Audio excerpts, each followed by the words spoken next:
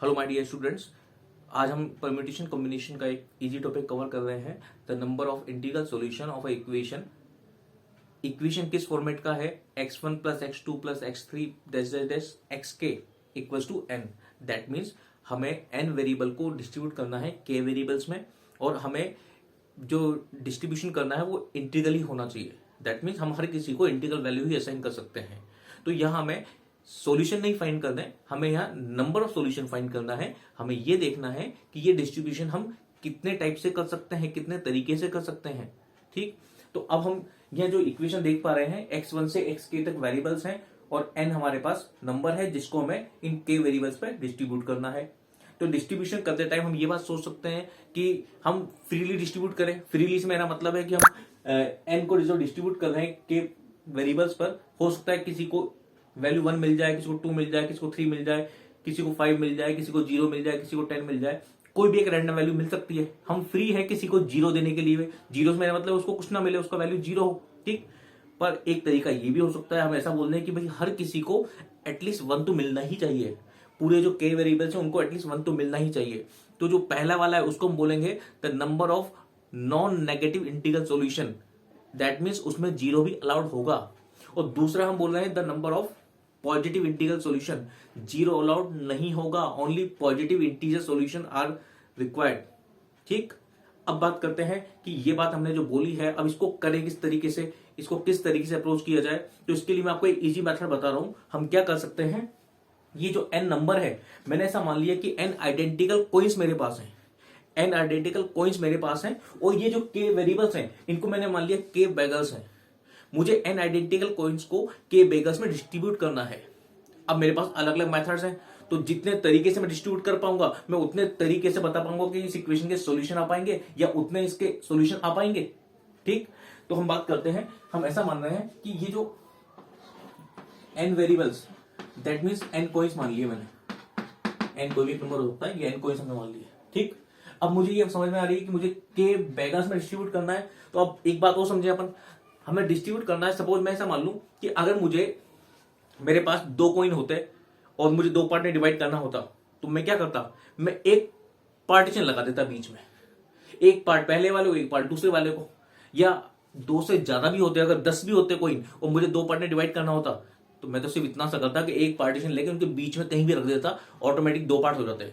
वो बात अलग है कि काम अलग अलग तरीके से कर सकते हैं हम। हो सकता है मैं पहले वाले को 1 दूं, दूसरे को 9 दूं, पहले वाले को 2, दूसरे वाले को 8। हो सकता है मैं पूरे 10 पहले वाले को दे दूं, दूसरे वाले को कुछ ना दूं, या दूसरे वाले को 10 दे दूं, पहले वाले को कुछ ना दूं। वो तरीके अलग अलग हो सकते हैं, पर मुझे ये कंफर्म हो रहा है कि मुझे एक ही पार्टीशन से काम चल जाएगा। ठीक, अब अगर मुझे 3 पार्ट में डिवाइड करना होता तो क्या करना पड़ेगा, 2 पार्टीशन चाहिए होंगे। अगर 10 कॉइन्स रखे हैं, मुझे 3 पार्ट्स करने हैं, तो 2 कॉइन बीच में कहीं, 2 पार्टीशन में बीच में कहीं भी रखूंगा, 3 पार्ट हो जाएंगे। ठीक है, वो बात अलग है कि 2 पार्टीशन का पोजीशन चेंज करके अलग अलग हमें मिल सकता है कि कौन को किसी को कितना मिलेगा, पर ये कंफर्म है कि 3 पार्ट मुझे मिल जाएंगे। ठीक, अब हमारे पास जो क्वेश्चन है, जो सिचुएशन है, हमारे पास k बेगर्स हैं। कितने पार्टीशन चाहिए होंगे, k-1।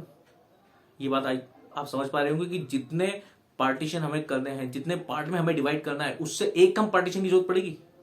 जितने पार्ट में डिवाइड करना है उससे एक कम पार्टीशन की जरूरत पड़ेगी। यहाँ k पार्ट में डिवाइड करना है तो k-1 पार्टीशन से काम चल जाएगा। ठीक है, चलिए तो अब देखिए जरा, ये मैंने n कॉइन्स माने थे, तो ये तो अपने पास है n जो नंबर है वो तो कॉइन्स क्वेश्चन में गिवन है वो तो, और मैं k-1 मैं क्या कर रहा हूं, पार्टीशन के लिए फॉल्स कॉइन मान रहा हूं। अब ऐसा क्यों मान रहा हूं ये भी बताता हूं आपको। फॉल्स कॉइन मान लिए मैंने, जो पार्टीशन मैं आपको बताना चाह रहा था वो मैंने फॉल्स कॉइन मान लिए। ठीक, तो मेरे पास टोटल कितने हो गए, टोटल हो गए मेरे पास n प्लस k-1 कॉइन्स। इतने मेरे पास टोटल कॉइन्स हो गए। ठीक, अब मैंने ये क्यों किया, ये बात समझो। अब मैं क्या करना चाह रहा हूं कि ये जो n प्लस k-1 कॉइन्स हैं, इनको लीनियरली अरेंज कर देता हूं। एक लाइन से अरेंज कर दिया, रैंडमली अरेंज कर दिया मैंने। तो अब उस अरेंजमेंट में जहां जहां फॉल्स कॉइन्स आ रहे हैं वो एक तरह से पार्टीशन बता रहे हैं। सपोज 3 कॉइन के बाद एक फॉल्स कॉइन आता है, इसका मतलब क्या हुआ कि पहले वाले पार्ट में 3 कॉइन मिले, या पहले वाले बेगर को 3 कॉइन मिले, अब उसके बाद सपोज दूसरा वाला जो पार्टीशन आता है या दूसरा वाला फॉल्स कॉइन आता है, उसके बाद उन दोनों के बीच में 2 कॉइन है। इसका मतलब क्या हुआ कि दूसरे वाले बेगर को 2 कॉइन मिल गए। ऐसी अब आगे पोजीशन हम देखते जाएंगे, अगर तीसरा वाला जस्ट उसके पास आ गया, दूसरे वाले के जस्ट पास तीसरा वाला आ गया, इसका मतलब तीसरे वाले बेगर को कुछ नहीं मिला, खाली, उसको कुछ नहीं मिला, 0 अलाउड था यहाँ, ठीक। और इसी तरीके से पूरा अरेंजमेंट हमने कर दिया। अब ये अरेंजमेंट जब हम बात करते हैं तो अरेंजमेंट में जितने पॉसिबल पोजीशंस होते हैं वो सब आ जाते हैं। तो वो पोजीशन की बात चाहे ओरिजिनल कॉइन के लिए हो या फॉल्स कॉइन के लिए हो, वो सारी पॉसिबिलिटीज के अंदर आ जाएंगी अरेंजमेंट्स में। तो अरेंजमेंट्स की जब हम बात करते हैं तो कितने अरेंजमेंट होंगे वो देख लेते हैं। The number of ways to arrange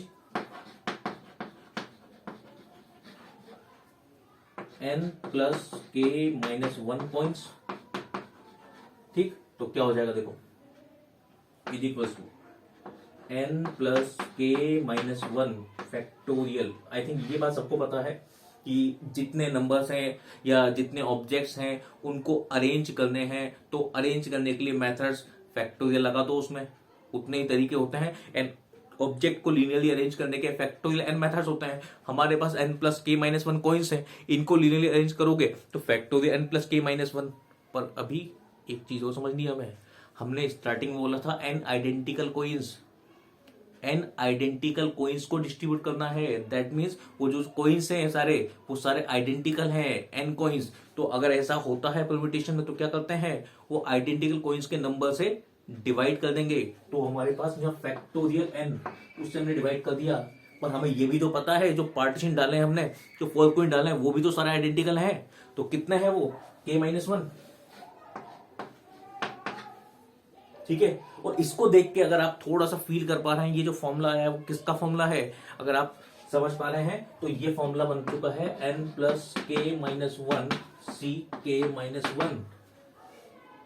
जो एनसीआर का फॉर्मूला होता था, एनसीआर का फॉर्मूला क्या होता था, factorial n upon factorial n minus r into factorial r. ये वही फॉर्मूला बन चुका है, ठीक है। तो एक तरह से ये हमें number of ways to arrange n plus k minus 1 coins, ये जो मिला है ये वास्तव में इस इक्वेशन का सॉल्यूशन मिला है। कौन सा सॉल्यूशन, जब 0 भी अलाउड कर रहे हैं हम, ठीक। तो एक तरह से ये जो हमें मिला, हम ऐसा भी बोल सकते हैं the number of non negative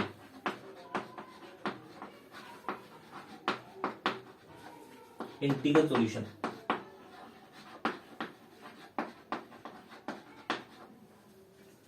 is equals to n plus k minus 1 C k minus 1, ठीक। ये तो एक पार्ट हुआ। अब आते हैं दोबारा, हमने तो दूसरी कंडीशन भी बताई थी। दूसरी कंडीशन क्या बोली थी कि ऐसा भी हो सकता है कि हम ये चाहते हो कि हर बैगर को एटलीस्ट 1 कॉइन तो मिलना ही चाहिए, कोई भी बैगर खाली हाथ नहीं जाना चाहिए, ठीक। अब अगर ऐसा है तो हम ऐसा मानते हैं कि हमारे पास जो कॉइन थे वो तो अभी भी n ही है, फॉल्स n कॉइन्स है। पर अब मैं क्या कर रहा हूं, फॉल्स कॉइन को अभी भी मुझे पार्टीशन उतने ही करने हैं, पर अब मैं ये कर रहा हूं कि n कॉइन्स जो ये रखे हुए हैं, मैं क्या करूंगा, अब मैं ये देख रहा हूं दूसरे तरीके से कि मेरे पास ये जो प्लेसेज हैं, मैं इनको क्रॉस बना देता हूं, ये जो प्लेसेज हैं, 2 कॉइन्स के बीच में जो प्लेसेस जनरेट होंगे उसमें अगर पार्टीशन रख दिया जाए, तो ये कंफर्म है कि हर किसी को कुछ ना कुछ मिलेगा। सपोज एक पार्टीशन यहां आ गया, अगर यहां आ गया तो इसका मतलब इसको एक तो मिल गया, हमने ये वाला पोजीशन तो अलाउ किया ही नहीं, ऐसी उधर कॉर्नर के राइट एक्सट्रीम वाला पोजीशन अलाउ नहीं किया हमने तो कौन सी पोजीशन दी है, ओनली बीच में जो आ रही है, 2 पॉइंट के बीच में जो आ रही है। तो ऐसे कितनी पोजीशन होंगी अपने पास, अगर 2 कॉइन होते तो एक पोजीशन 3 है तो 2 पोजीशन 4 है तो 3 पोजीशन n है तो कितनी पोजीशन n माइनस 1, ठीक है। तो n माइनस 1 पोजीशन है, हमें कितनी चाहिए, कितने पार्टीशन रखने हैं, k minus 1।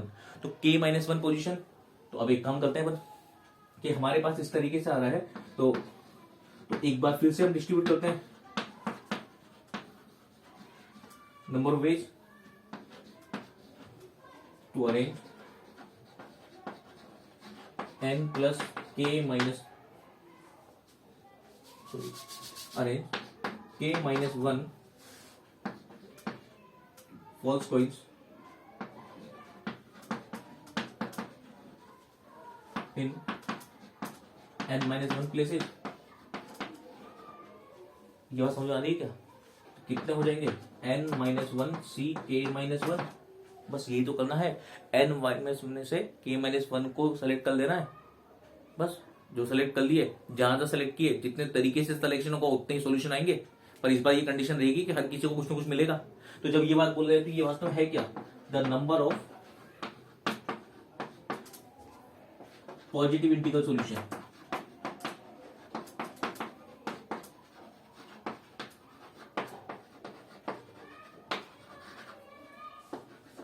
of the equation equals to n minus 1 c k minus 1। ठीक है, ये बात क्लियर है? ये बात समझ में आ गई अच्छे से? ठीक है, आपको क्या देखना है कि अगर हमारे पास कोई बाउंडेशन नहीं है, इसका मतलब हम किसी को कितना भी दे सकते हैं, जीरो भी अलाउड है, तो आप क्या बोलेंगे? n plus k minus 1 c k minus 1। और ये बात याद रखना, इजी मेथड है। आपने क्या किया? n कोइंस माने थे, जितने पार्टीशन करने थे उससे एक कम हमने फॉल्स कोइन मान लिए और दोनों को मिक्स करके अरेंज कर दिया, तो total n plus k minus 1 coins हो गए। उनको अरेंज किया तो factorial n plus k minus 1, और अपोन में डिवाइड करना पड़ा क्योंकि सारे कोइन जो ओरिजिनल कोइन थे वो आइडेंटिकल थे, जो फॉल्स कोइन थे वो आइडेंटिकल थे, तो हमने डिवाइड कर दिया फैक्टोरियल n से और फैक्टोरियल k माइनस 1 से। तो ये जो फॉर्मूला बना था, ये बना था n plus k minus 1 C k minus 1। ठीक, ये फॉर्मूला आ गया था। और अगर ये बाउंडेशन आ जाए कि zero not allowed, that means हर किसी को कुछ ना कुछ देना है, उस केस में हमने क्या किया? हमने जो ओरिजिनल कॉइन थे उनको अरेंज किया, उनके बीच में जो प्लेसेस थे, बीच वाले कौन से? हर दो कॉइन के बीच में एक प्लेस होगा, वो प्लेस काउंट किए, तो हमें पता चला कि वो तो n माइनस 1 कॉइन है। अब उनमें से कहीं भी k माइनस 1 पार्टीशन को डाल दो, मतलब ऑब्वियसली एक पोजीशन पे एक ही पार्टीशन आएगा, तो n माइनस 1 में से हमें k माइनस 1 कोई से भी प्लेसेस चाहिए थे जहां हम पार्टीशन को डाल पाए। तो जितने तरीके से पार्टीशन ले पाएंगे अपन, रख पाएंगे पार्टीशन, उतने ही हमारे पास सॉल्यूशन मिलेंगे। पर ये सॉल्यूशन कौन से वाले होंगे? जब जीरो इज नॉट अलाउड, मतलब हर बैगर को कुछ ना कुछ मिलेगा, तो ये हमारे पास आ जाएंगे n minus 1 C k minus 1। ठीक, एक छोटा सा क्वेश्चन कर लेते हैं, आपको क्लियर हो जाएगा कि हम क्या करना चाह रहे हैं।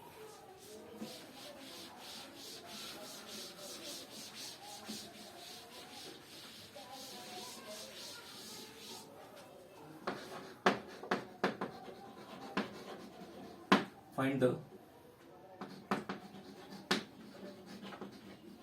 integral solution of the equation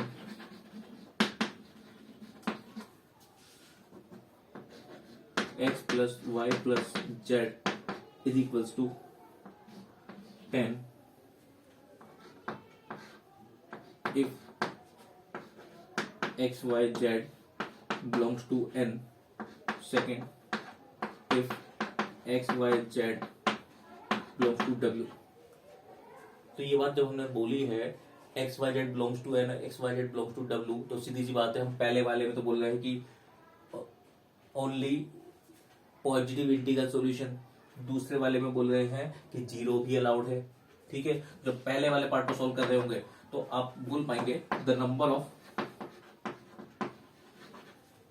positive integral solution. मैं ये बात लैंग्वेज में लिख रहा हूं, पॉजिटिव इंटीग्रल सॉल्यूशन, क्योंकि n है तो जीरो तो होगा नहीं, तो कितना हो जाएगा? n minus 1 C k minus 1, और वैल्यू अपने पास है n का, कितना है n का वैल्यू? देखो 10, तो 10 माइनस 1 ओके, 1 2 3 तीन ही वेरिएबल है, तो 3 माइनस 1 तो कितना हो गया? 9c2, 9 इंटू 8/2, तो आंसर आएगा पूरा 36।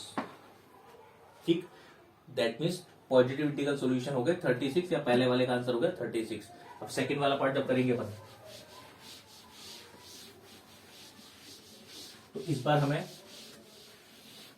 W भी अलाउ है, मतलब जीरो भी अलाउ है, तो number of non negative integral solution, ये सेकंड वाला पार्ट जो है